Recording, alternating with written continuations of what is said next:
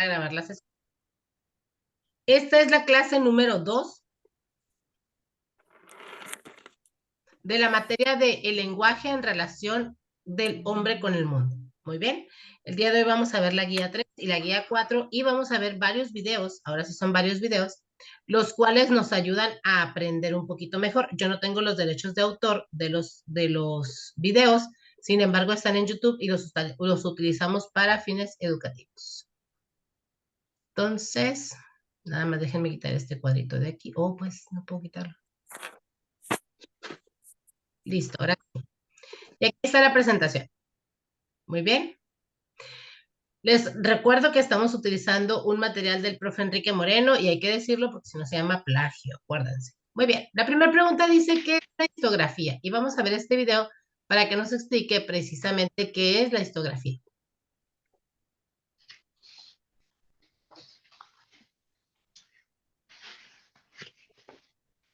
Todos vemos y escuchamos el video, ¿sí, verdad? Sí, maestra. Manda, ok, excelente.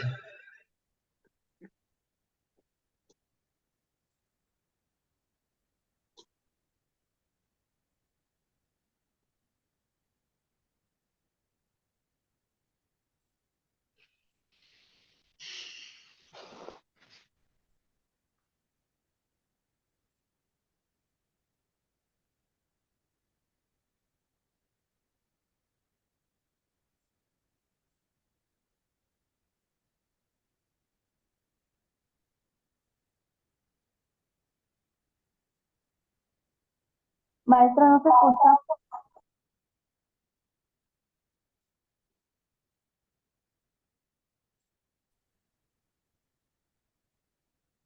Ya no se escucha nada. No se escucha, ok, permítanme. Ay, no lo puedo parar. Denme un minutito.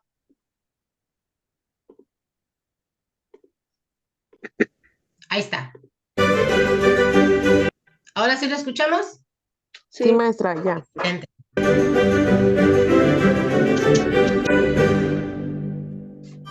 Hola, soy Manuel, voz artificial que te acompaña, como profesor en el canal de Aula Media. Hoy te hablaré sobre otro tema, de la asignatura de Historia. Historia e historiografía.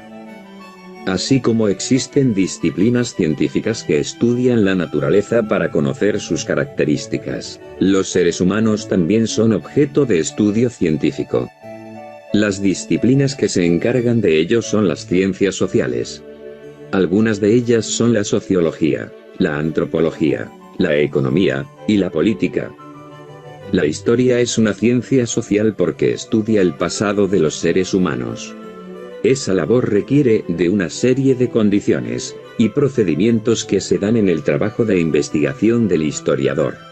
Por otro lado, la historiografía es el estudio mismo de la historia, es decir, el estudio de la perspectiva o visión que tienen los historiadores sobre determinado hecho o proceso histórico.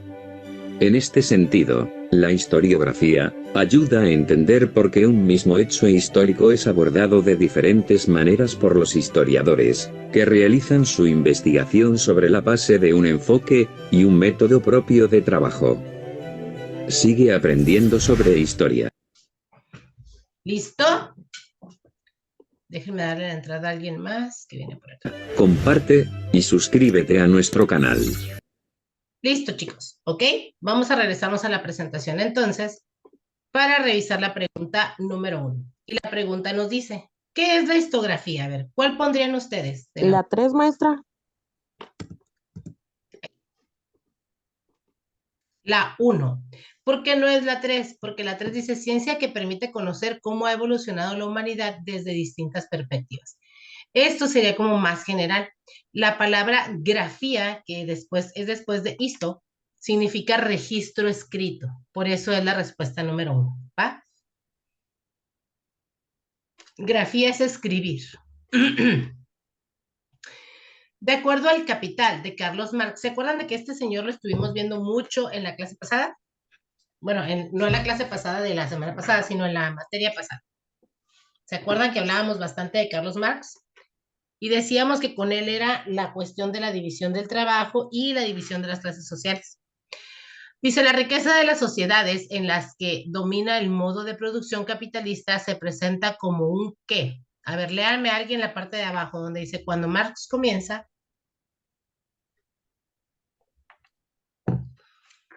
nomás uno, no se me amontonen.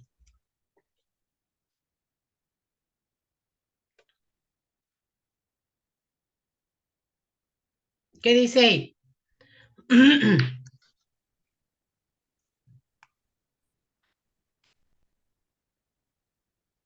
¿Cuál pondrían?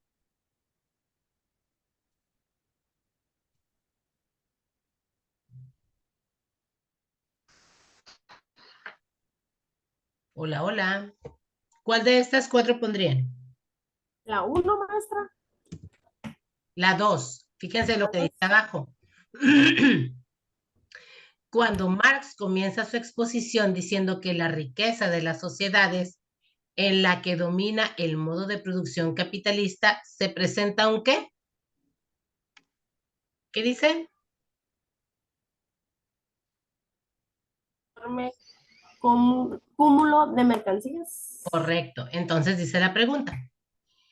De acuerdo al Capital, de Carlos Marx, la riqueza de las sociedades en las que domina el modo de producción capitalista se presenta con un enorme cúmulo de mercancías. Necesito que me ayuden a leer, chicos, ¿ok? No se me queden mudos cuando les pida que lean. Ay, ese ya les dije la respuesta. Se me fue. Dice la pregunta, ¿cuál es el objeto del estudio de la historia? Ahora vamos a ver la historia. Es diferente a la historiografía. La historia es la ciencia social encargada de estudiar los eventos del pasado de la humanidad a través de distintas metodologías que analizan el contexto social, político, económico, geográfico y psicológico del hombre a través de su entorno. Por eso es la reconstrucción de los hechos.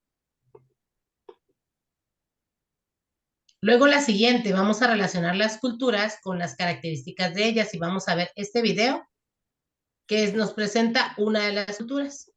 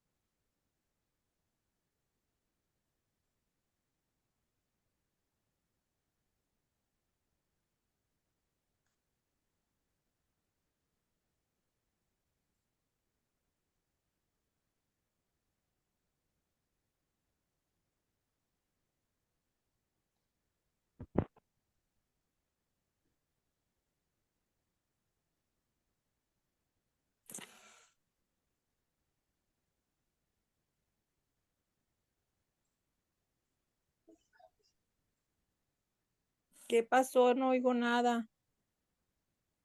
¿Ya no oyes nada? No, Maestra, de hecho no salió ni el video. Ah, caray. se quedó No. pausado, maestra. Ajá. Chicos, ¿por qué no me dijeron? Ya llevamos 2 minutos y medio. No sé por qué no se está transfiriendo. Aquí dice, your screen sharing is in pause. Ahí están viendo ya la imagen del video. Sí, así, ya se ve, maestra. Sí, maestra. Nunca lo escucharon. No. Ok, otra vez. Smile and Learn. 5 cosas que deberías saber sobre el antiguo Egipto. Seguramente hayas oído hablar de las pirámides de Egipto, pero ¿sabías que en realidad son gigantescas tumbas para los faraones? Miles de obreros trabajaban durante años para construir una pirámide. Su interior está repleto de misterios. Hay túneles, cámaras y pasadizos secretos. Las pirámides más importantes son las de Keops, Kefren y Micerino.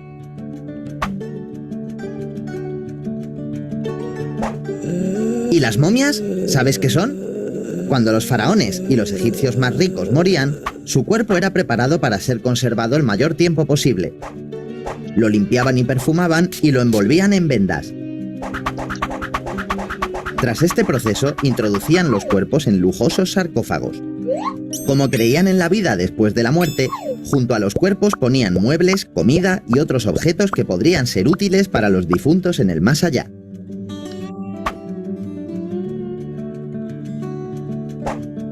Pero, un momento, ¿cuándo y dónde pasó todo esto? La civilización egipcia se encontraba en el lugar en el que actualmente está Egipto, al noreste del continente africano.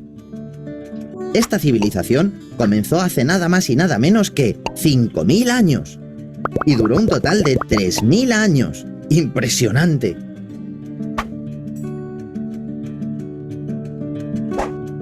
El río Nilo fue clave en el desarrollo del antiguo Egipto. El Nilo es el segundo río más grande del mundo, casi 7.000 kilómetros. Cerca de él se desarrolló la civilización egipcia. Al ser una zona rodeada por el desierto, las pocas tierras fértiles que había estaban en las orillas del río. ¡Ah! Y no todo era cultivo. En el Nilo también se podía pescar. Además de por la agricultura y la pesca, el río Nilo era muy importante debido a que se utilizaba como una vía de transporte para barcos. En ellos se llevaban mercancías y personas por todo el imperio.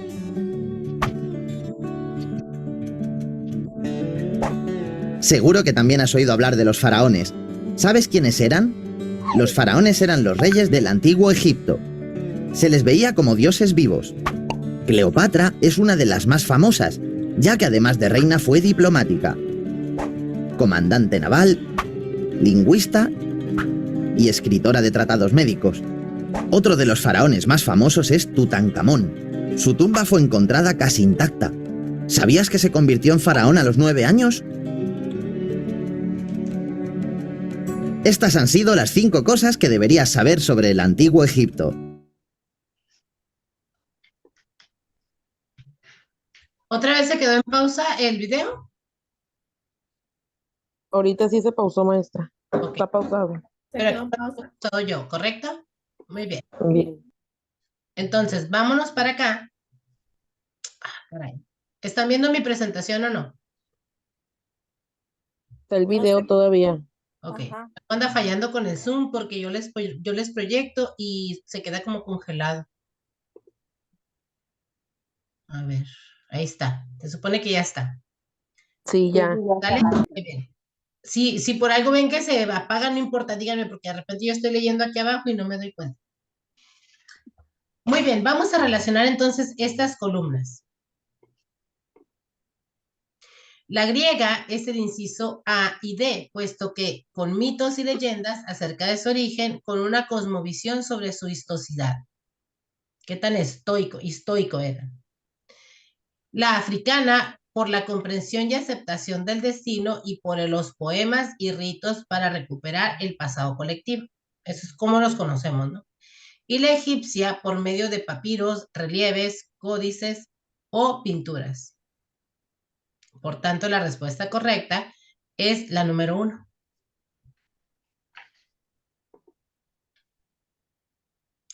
Independientemente del modelo económico vigente y del fenómeno de la globalización, ¿cuál es la tendencia internacional que se promueve en la reforma educativa del bachillerato, pues esto no tenemos manera de saberlo, ¿no? Pero ahí les va.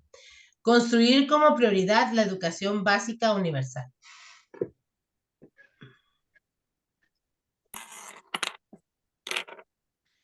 La siguiente dice, lee el siguiente texto con relación a hechos históricos y conflictos. ¿Alguien me ayuda, por favor, a leerlo a partir de donde, del tercer renglón?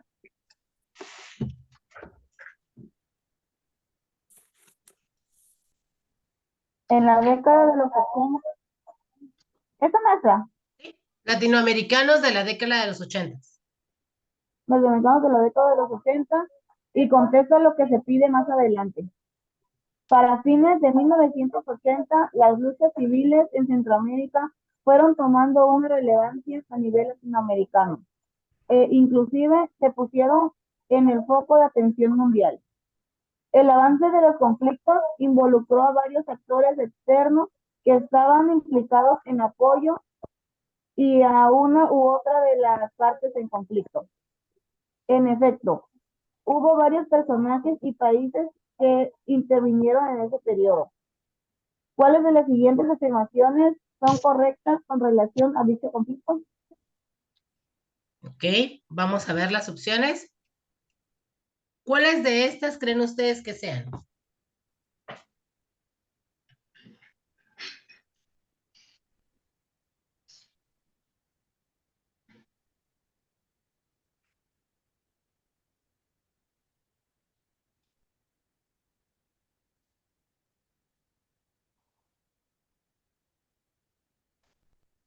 La 1, maestra.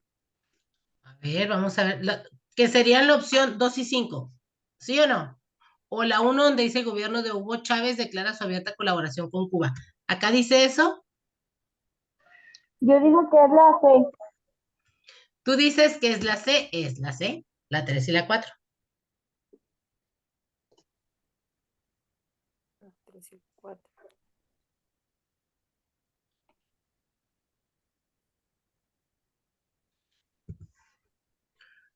¿Cuáles son las disciplinas y el eje transversal respectivo que ha contribuido enormemente al desarrollo del ser humano de manera integral y, sobre todo, destacando en su contenido el respeto a la dignidad física y mental bajo una normativa de convivencia armónica con la naturaleza y sus iguales a través del tiempo? Ahí les va. Es la historia, la geografía, la antropología y y el eje transversal es la educación en derechos humanos.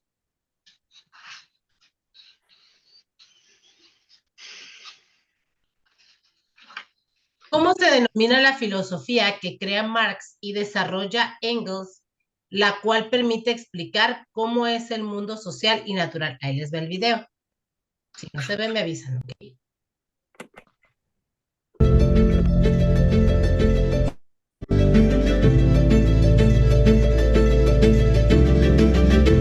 ¿Sí o no? Sí, maestra, sí se Hola, ve. ¿qué tal? ¿Cómo les va? Hoy vamos a hablar sobre el materialismo histórico. ¿Y qué es este materialismo histórico?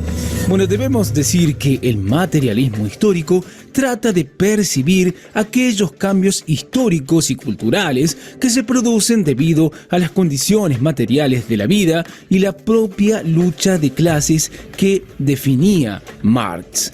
También debemos decir que todo ello, es decir, el materialismo histórico de Marx, va en contraposición de la creencia de Hegel, en la que establece la asociación de la historia en base a la determinación del espíritu. Y por último, decir que para el materialismo histórico, toda aquella transformación social viene demarcadas por dos factores esenciales, es decir, los modos de producción y la lucha de clase, y no así por las ideas propuestas por Hegel. Continuemos porque hay mucho más por saber sobre este materialismo histórico, porque debemos decir lo siguiente. Debemos decir que desde este punto de vista, el resultado de la historia depende de la actividad económica de la sociedad. Ello implica que los modos de producción determinan el producto, es decir, condicionan los procesos políticos, sociales y también espirituales según Marx. También mencionar que para el materialismo histórico, los sistemas de organización, tanto político como económico, como el capitalismo, no obedecen a una evolución natural, sino a una construcción histórica social y por tanto pueden ser cuestionados y encausados en otros modelos. Y lo último que diremos en relación a este materialismo histórico es que en ello será un factor determinante la conciencia de clase y el control de los medios de producción como recursos para cuestionar y combatir el orden establecido. Continuemos hablando un poco más sobre este materialismo histórico, particularmente hablar sobre sus características. Bueno, la primera característica que mencionaremos es que concibe que todo lo que se refiere a una sociedad viene determinado por su modelo de producción. También mencionar que establece que los cambios socioeconómicos no dependen de la determinación individual. También mencionar que muestra a la economía como base de la historia social y también decir que las transformaciones históricas son consecuencia de las fuerzas de producción según el materialismo histórico. Pero sigamos porque hay muchas más características por mencionar. También decir que Marx y Engels establecieron los fundamentos de esta doctrina. En este sentido, Marx justifica aquellos cambios históricos y culturales que se producen en la historia debido a las condiciones materiales de la vida y la propia lucha de clases. También decir que, por tanto, dicha transformación se daban por dos factores esenciales, la lucha de clases y el modo de producción. Y de esta forma, la cronología de la historia, de acuerdo a Marx, viene determinada por la actividad económica de la sociedad. Y para finalizar, hablaremos sobre la relación entre capitalismo y materialismo histórico. Bueno, lo primero que debemos decir es que para el materialismo histórico, definido por Marx, el capitalismo es un sistema de organización tanto político como económico que presenta grandes fallas. También debemos decir que esto se debe a que no obedecen a una evolución natural de la sociedad y la historia, sino a una construcción histórico-social según Marx. Y lo último que diremos, que esto ha provocado que dichos sistemas de organización, de acuerdo con el autor, pueden cuestionarse, así como encauzarse en otros modelos que son más válidos, como es el caso del comunismo según Karl Marx. Bueno, esto es todo por hoy. Como siempre les decimos, chequen los videos de nuestro canal que seguramente les serán de utilidad. Hasta la próxima. Sí. Gracias, y ya no necesitamos este. Listo, chicos, nos regresamos entonces a la pregunta, ¿ok? Y en la pregunta nos dice entonces, ¿cómo se denomina la filosofía que crea Marx y desarrolla Engels, la cual permite explicar cómo es el mundo social y natural? Se llama Materialismo histórico. materialismo histórico, no histérico, ¿sí? Completa el siguiente texto con las palabras adecuadas para explicar la concepción dialéctica de la historia de que Carlos Marx puso de manifiesto que la sociedad capitalista está dominada por quienes controlan ¿qué cosa? ¿El poder político o los medios de producción? ¿Qué creen ustedes que sea?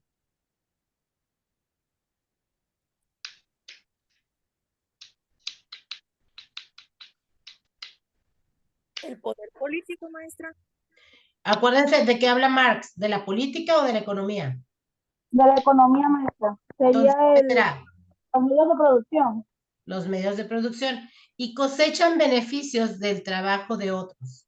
Esto propicia una división entre Las clases sociales. exacto, las clases sociales, que conduce a La lucha por el poder. Es la correcto. 3. Muy bien. ¿Ven? Hay que analizar las respuestas e ir intentando poner lo que mejor, de acuerdo al pensamiento, qué es lo que nos hace clic, ¿sale? Vámonos a la siguiente. Dice, completa el siguiente enunciado dentro de los fenómenos organizacionales y visionales de una sociedad, el aspecto que hace referencia a la división social de niveles o capas de personas, distinguidas en función de ciertos tipos de desigualdades, como son los recursos, oportunidades de vida, influencia social, etcétera. Se denomina, y si estamos hablando de Carlos Marx, estamos hablando de Movilidad social. ¿qué dice ahí en medio? Clase social. Fíjense lo que dice la pregunta, hay que leerla para entenderla. División social en niveles o capas de personas. El estatus, ¿Sí? ¿no? Sí, pues es el estatus social. No, son las clases sociales. Ah, sí, pues eso había dicho primero. Sí, sí, sí, ahí está la respuesta que dice uno. Es que primero me habían dicho movilidad social. ¿Sí? Muy bien, dice, Marx propone una tipología de grupos que se oponen al capitalismo. A continuación se proponen algunas posiciones políticas respectivas de dichos grupos clasificados. Léanlos los tres, por favor, y me dicen cuál sería la respuesta correcta. ¿Cuál sería la burguesía? ¿Cuál sería la iglesia? ¿O cuál sería la otra es la anarquía?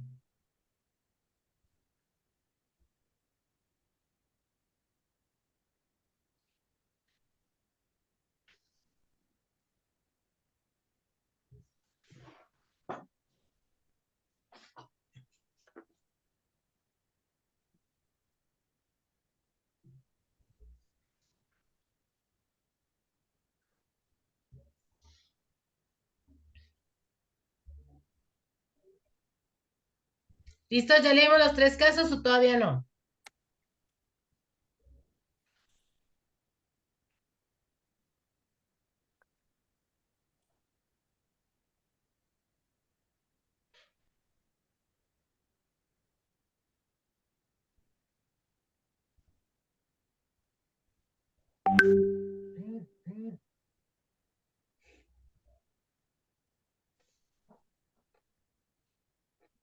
A ver, por acá me mandaron un mensajito que dice...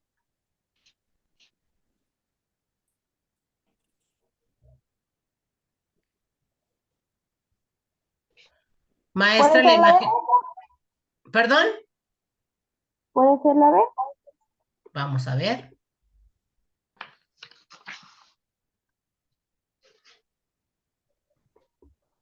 Es el inciso D. Muy bien.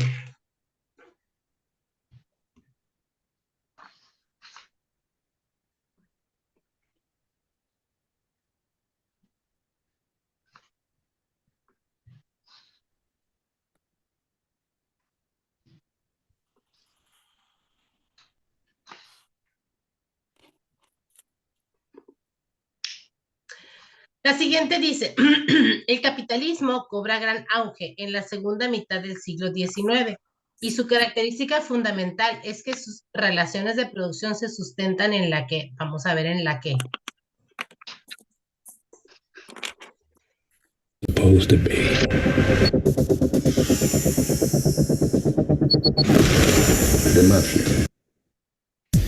Hola, ¿qué tal?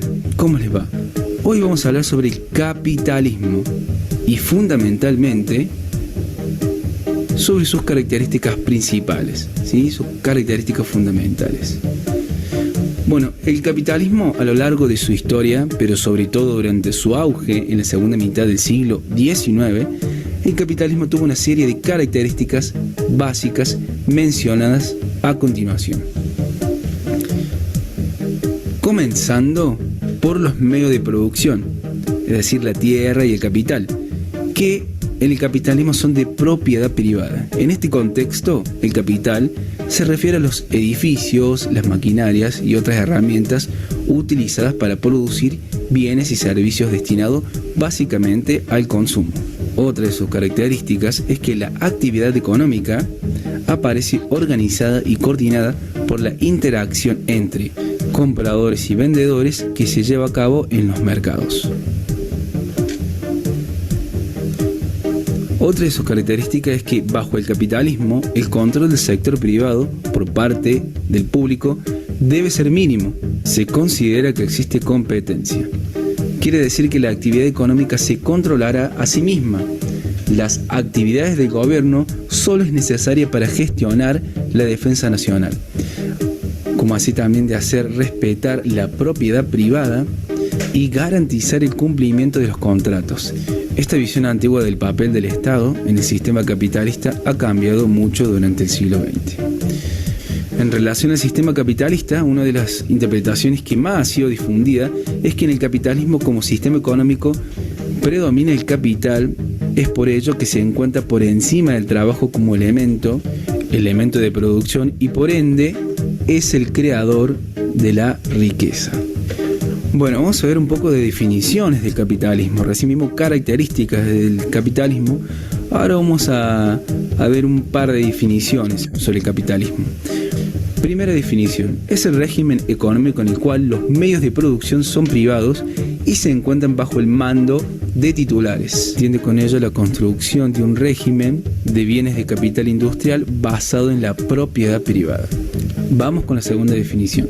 Nos dice que es la estructura económica en que los recursos de la producción operan principalmente a favor del beneficio y en que los intereses directivos se organizan empresarialmente en función de las inversiones de capital y hacia la constante competencia por los mercados de consumos y los trabajos asalariados. Bueno, vamos con la tercera definición. Nos dice que es el orden económico en el que predomina el capital sobre el trabajo como elemento de producción y creación de riqueza. Existe que dicho fenómeno se considera como causa o consecuencia del control sobre las técnicas de producción por parte de quienes tienen el primer factor, es decir, el capital. Bueno, para concluir y a modo de reflexión, vamos a ver cuál es el problema fundamental del capitalismo. Lo que debe resolver es el problema del abastecimiento social, de manera óptima y garantizando principios de equidad, igualdad y justicia, en un entorno de competencia e individualismo con el fin de garantizar el bienestar de todos los integrantes de la sociedad que convivan bajo el sistema. Los grandes del capitalismo se relacionan con la búsqueda excesiva por el lucro, también una disputa por materias primas y recursos naturales, así como el incremento de un pensamiento individualista. Bueno, eso es todo por hoy. Los invitamos a que visiten.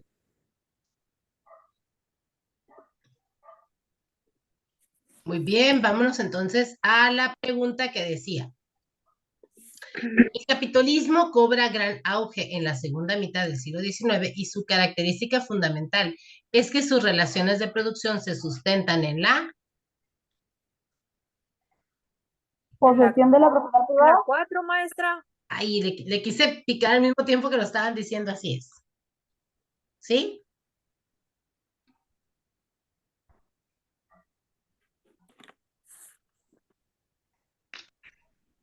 Muy bien, vámonos a la que sigue. Dice, relaciona las corrientes que se enlistan con los conceptos que las definen. Ahí les va. Es el inciso C, la 1, que la 1 es la B, que es la sociológica. La sociológica considera el desarrollo como fenómeno real tanto en su origen como en el desarrollo de la convivencia humana, ya que el hombre, al vivir en compañía de otros, requiere y le es indispensable el derecho. Luego la número 2 es la D, y la D dice normativista. Considera el derecho como un conjunto de normas jurídicas coercibles y bilaterales, de ida y vuelta. La 3 es la A, idealista. Afirma que el derecho está impregnado de moralidad, de valores éticos que constituyen principios reactores de la conducta humana y define a los que esta ciencia aspira, tales como los valores de justicia, bien común y seguridad. Y por último, la cuarta es la F, materialista. Afirma que el derecho, al igual que el Estado, son reflejo de las relaciones económicas de producción. El derecho y el Estado son instrumentos mediante los cuales esta dominación se ejerce. La siguiente, ¿qué palabras pondrían para completar ese enunciado? A ver, lean lo que dice acá abajo donde dice definición.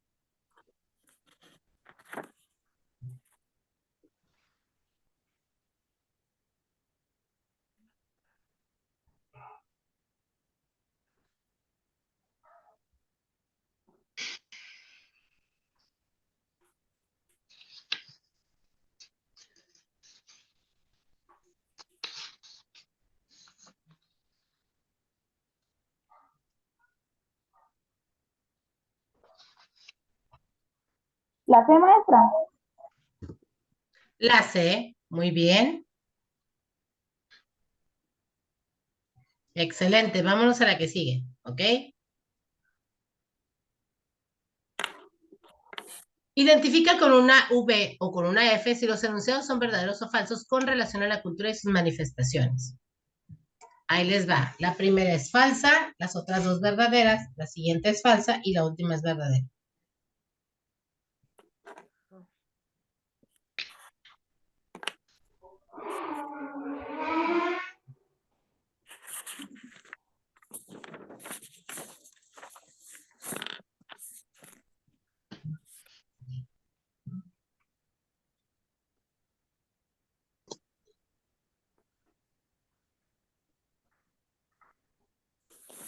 Vámonos a la siguiente, que es la 16. La cultura posee elementos básicos, aunque cambie de un lugar a otro. Califica cada elemento de la cultura de la columna izquierda con su respectivo significado que representa la columna derecha. Ahí les va. La 1 es la C, los valores, criterios asumidos para juzgar lo que está bien y lo que está mal. La 2 es la D, las normas. Se refiere a una regla que rige el comportamiento en una situación particular. La número 3 es la B, lenguaje, sistema de símbolos verbales que sirve para expresar significados más complejos. La número 4 es la E, símbolos, hace referencia a los objetos, gestos, sonidos o imágenes que representan algo diferente. Y por último, la 5, conocimiento, es la F, es la acumulación de hechos, creencias y habilidades practicadas. Y la número 17, ¿sí? Es sobre, bueno, la respuesta es la A, los tres, el 1, el 3 y el 4 son propósitos, 2, 5 y 6 son principios. ¿De qué estamos hablando? De esto.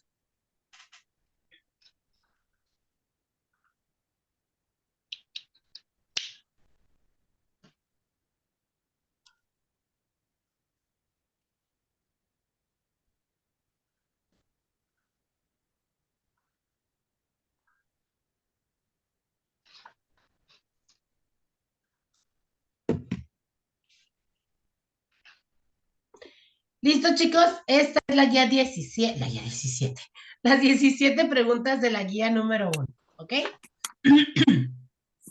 Vamos a comenzar con la guía, bueno, sería la guía número 3, la primera de esta clase. Vamos a comenzar con la guía 4. ¿Les parece? Si necesitan levantarse, ir al baño, tomar agua, nada más avísenme y los espero.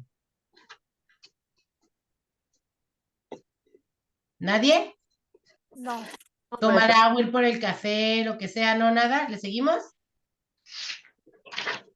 Sí, muy bien. Entonces, ahí va la siguiente guía. Esta es la guía número 4. Recuerden que hay muchas preguntas que necesitan ustedes escribir, ¿sale? No nos vamos a detener mucho porque ustedes ya tienen la presentación y ya en algún momento que se den, ya sea más tarde o en la semana, ustedes pueden vaciar ahí las respuestas correctas. Ustedes me dicen si empezamos. Díganme porque no. Sí, maestra, ya. Va. Vamos con la primera. ¿Qué corriente para interpretar la realidad fue incorporada en México en la época de Benito Juárez y Sebastián Lerdo de Tejada? Vamos a ver qué es esto.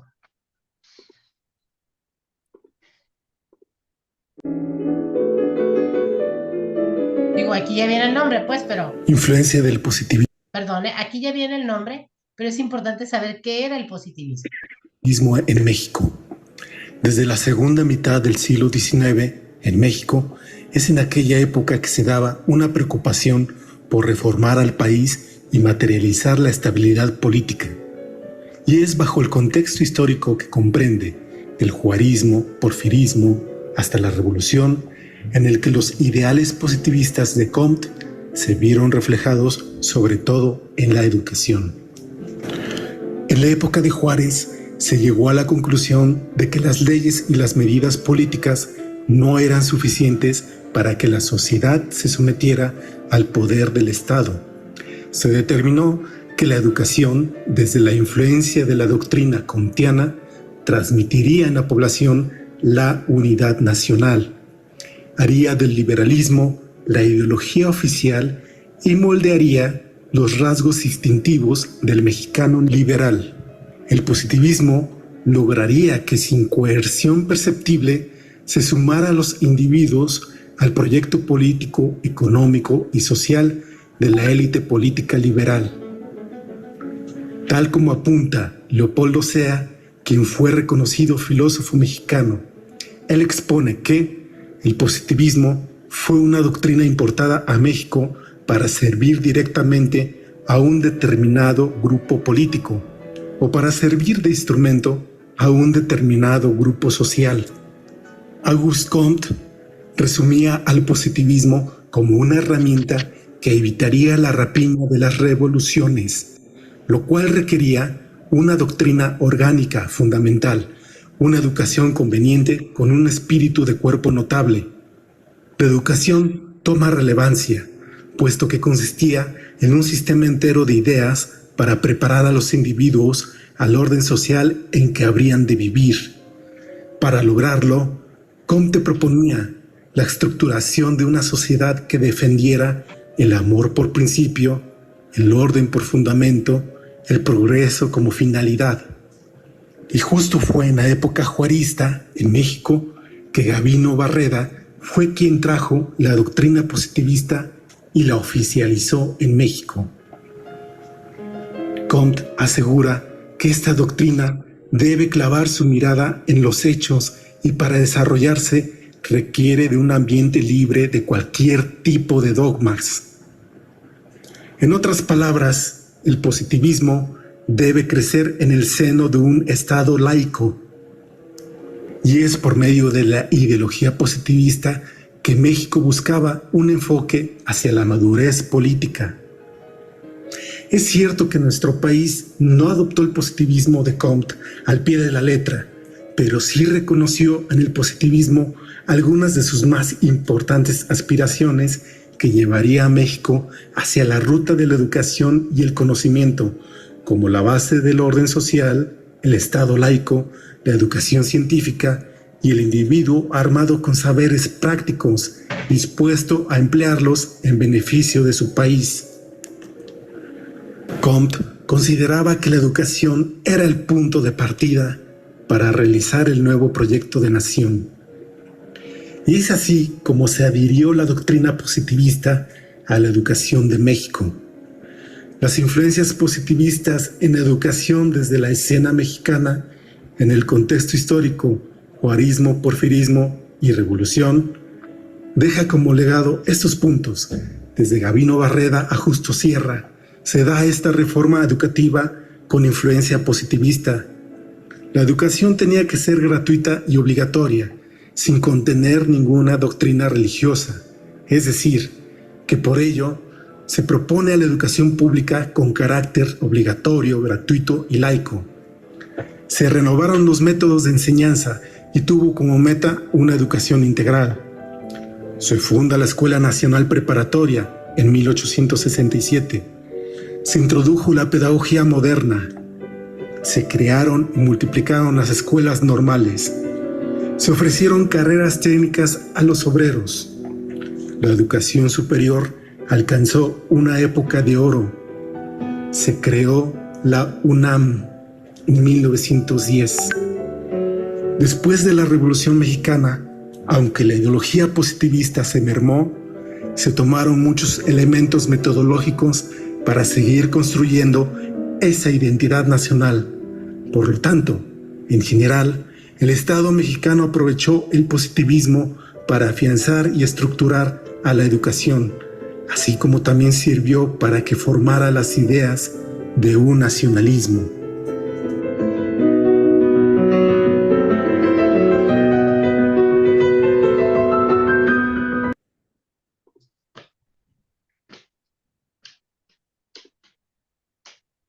Más o menos le entendimos lo que es el positivismo. ¿Sí o no? Hola, hola. ¿Hay alguien que me pueda responder? Pues más o menos, maestra, como se describe como a todo lo que es lo de, pues, de la escuela, de la sociedad, de leyes. Y quizás muchos de nosotros no sabemos que existe esto que se llama positivismo, puesto que hemos nacido en él. ¿Sí? Muy bien, vámonos a la que sigue, dice. ¿Qué aspectos de un ensayo permiten identificar el estilo del autor? La expresión de motivaciones sociales y personales, el uso de frases cortas y afirmativas. Esto recuerden que ya aparece en el PDF, no sé si lo alcanzaron a checar, pero esto ya aparece en el PDF, entonces de ahí las copio. ¿Cómo actuarías? Este cuadro me estorba. ¿Cómo actuarías si un amigo trata de durante la conversación sacar temas como el efecto invernadero para conocer tu perspectiva? Simplemente expresas tus opiniones y respetas las de tu amigo aun cuando no coinciden. La gran mayoría de esta guía dice bonus, bonus, bonus, ¿ok? Mándeme. ¿Cómo que se ve todo negro? ¿Se ve todo negro? No, maestra, quizás es a él. Yo veo bien, maestra. Ok. Entonces probablemente, ¿quién fue el que me escribió? Miguel.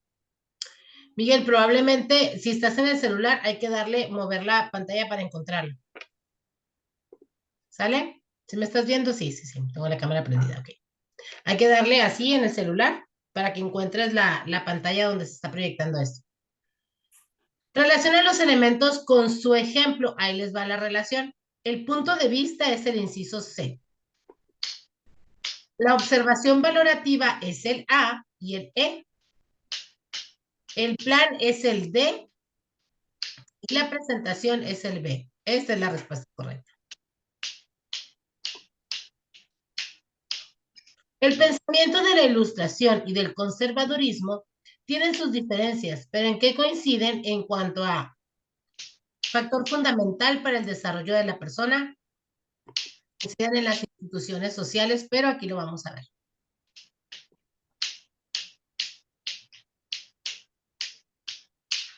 Con Opera GX tendrás el mejor navegador para gamers, ya que tiene integrado las instituciones sociales.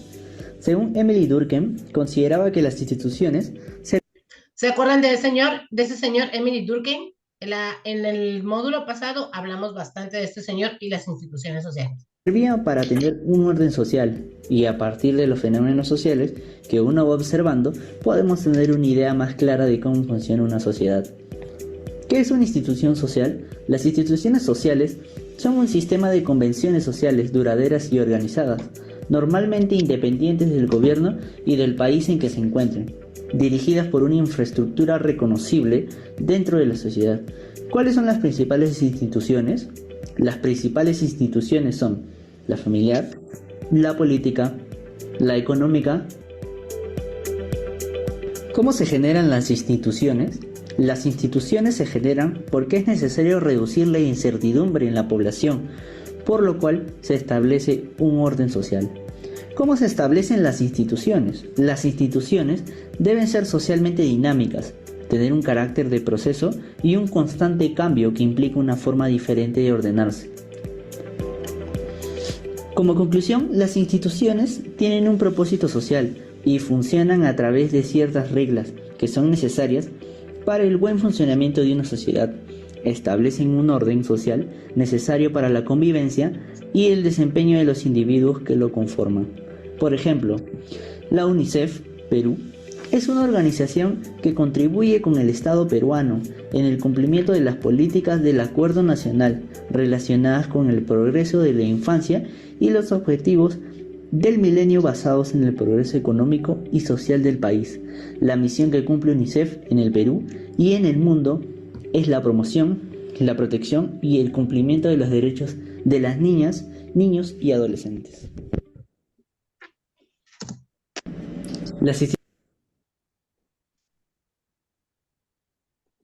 Entonces, las respuestas son las instituciones sociales.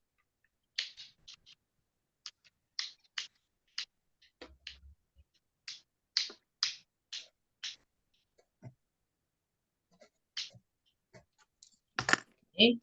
Vamos a la que sigue. La información del bachillerato en el módulo 11 pretende fomentar el desarrollo de una identidad común a través del aprendizaje de competencias, ¿dónde me quedé? En nuestro idioma, compartiendo la historia nacional, asimilando otras experiencias personales de acuerdo a este contexto que puede afirmarse respecto de la función que desempeña la educación en este nivel que estás cursando. Se habla de la integración o el contexto sociocultural.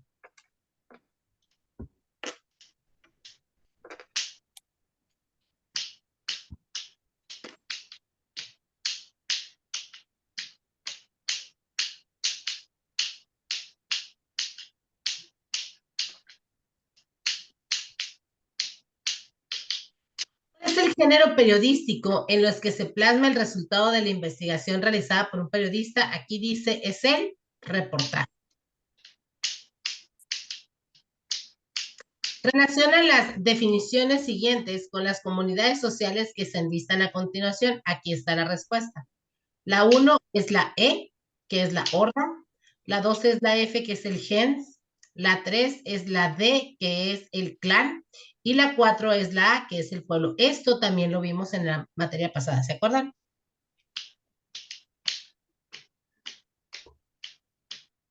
De hecho, esa fue una pregunta del examen, ¿no? Lo escuché. Que esa fue una pregunta del examen. Ajá.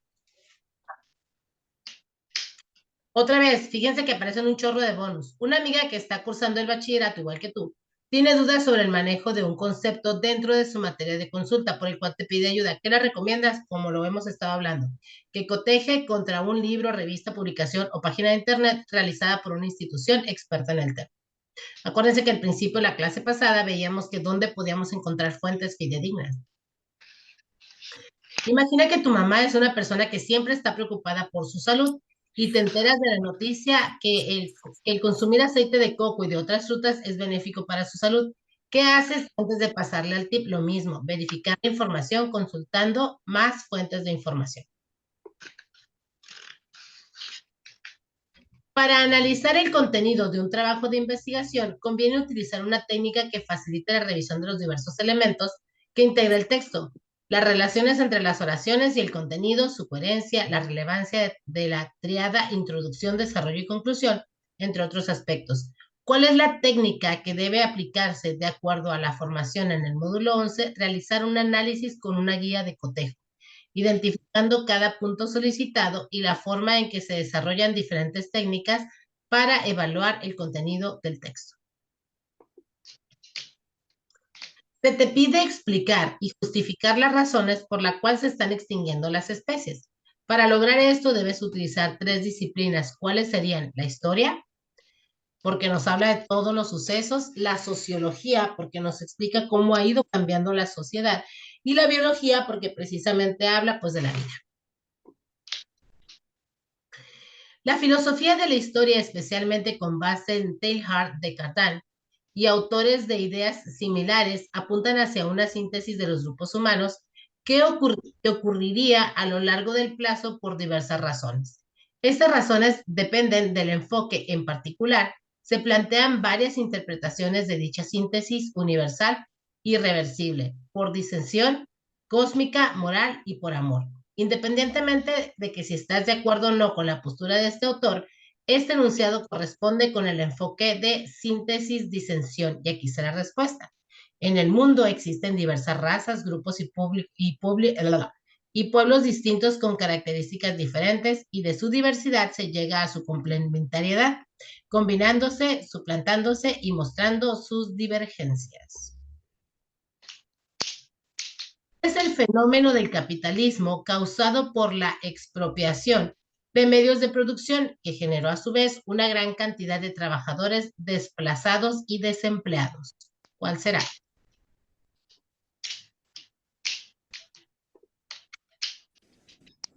Migración campo-ciudad. Con el término migración nos referimos al movimiento de población que consiste en dejar el lugar de residencia para establecerse en otro país o región, generalmente por causas económicas y sociales. Hay patrones característicos observables cuando se produce este fenómeno. Por ejemplo, La mayoría de los migrantes procede de lugares cercanos. Las mujeres emigran en mayor número y cuando las distancias son muy grandes, son los hombres los que realizan este desplazamiento.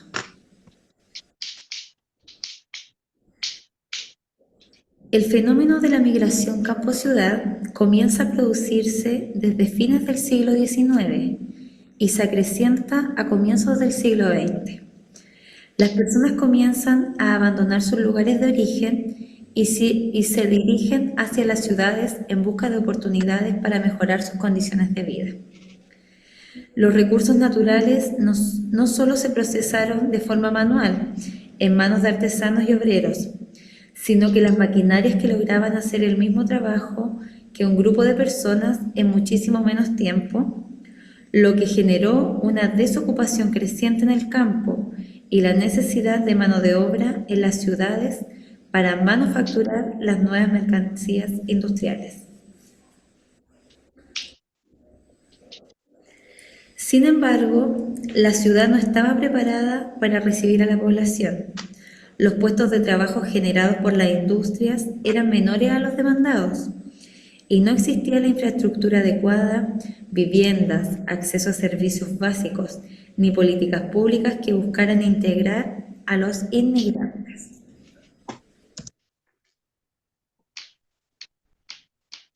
Ciertamente se dio el fenómeno de la ¿qué? De la migración. La migración del campo a la ciudad, emigración.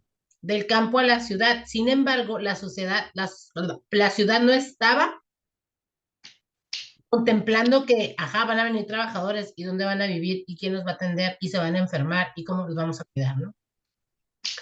Durante una sesión de asesoría sobre el módulo 11, un compañero estudiante planteó lo siguiente acerca de la conquista. Los españoles nos conquistaron, nos quitaron las riquezas materiales, nuestra religión y valores, nos contagiaron de enfermedades desconocidas en esta parte del mundo y deshicieron toda organización económica y el gobierno cuando estábamos aún más avanzados que ellos. Esto es lo que debe sugerir frente a aquel alumno. Realizar una investigación de las posturas acerca del mestizaje en nuestro país, el grado actual de pureza indígena, la actitud de los pueblos del mundo hacia otras naciones que les han sometido, los mitos de la historia y organizar la presentación y debate de estas ideas. Pero yo digo que tiene razón. Esta pregunta creo que la clase pasada ya la habíamos visto. Aquí viene un fragmento que hoy te lo vamos a leer, es de la obra Nombres con mujer adentro de Víctor Roura y vamos a ver qué tipo de narrador es. Como buen brequero, nunca he sabido bailar, pero aquella noche, cuando una desconocida se me acercó para invitarme a la pista, no pude negarme. Tenía una misteriosa belleza. El conjunto, en lugar de arrancarse con un son, tocó una apropiada balada. La mujer me apretó la mano, la sentí ardiente, enlacé su estrecha cintura e hice lo que pude. Es un autor autodiegético, ¿sí?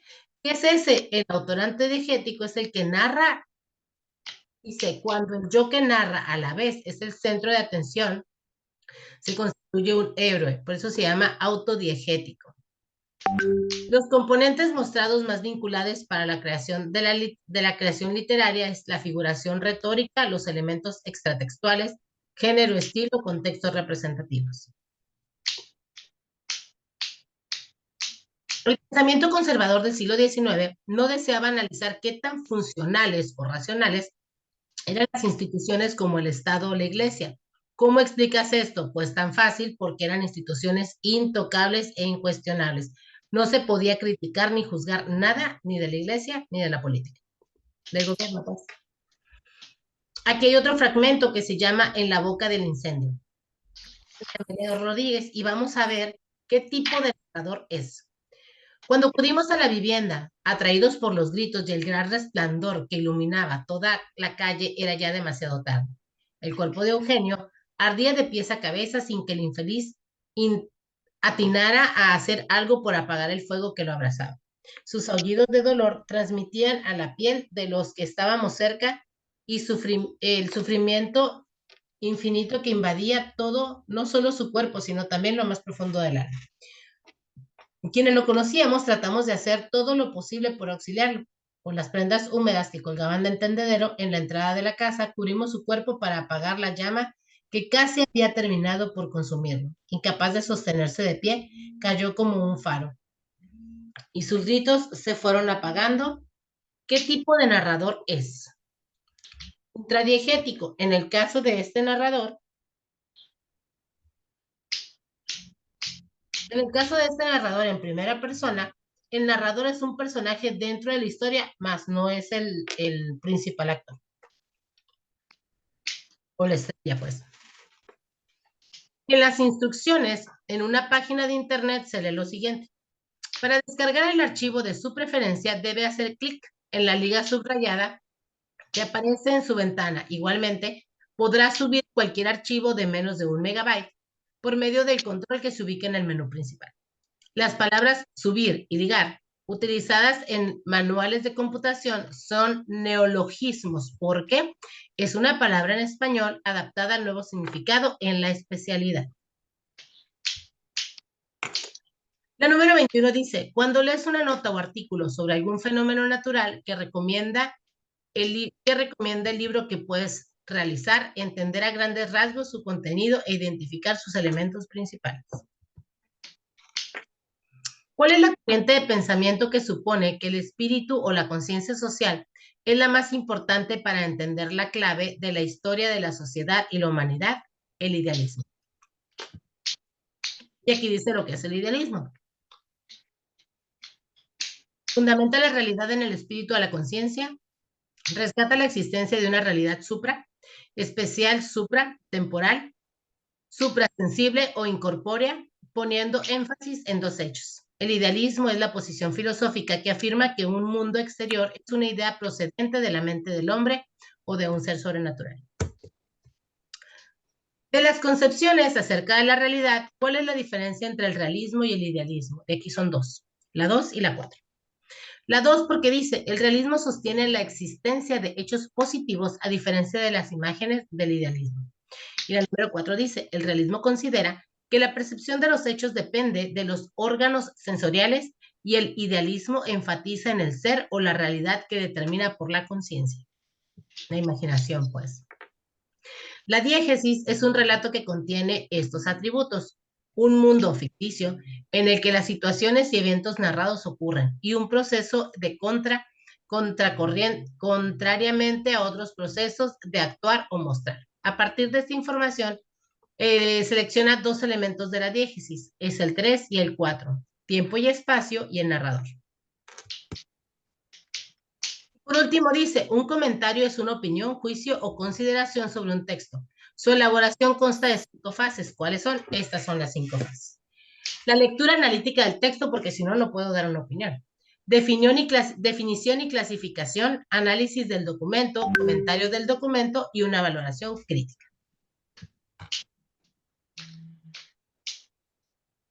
Y listo, compañeros. Por el día de hoy hemos terminado la guía 3 y 4. Voy a detener el video para que no se nos haga más pesado.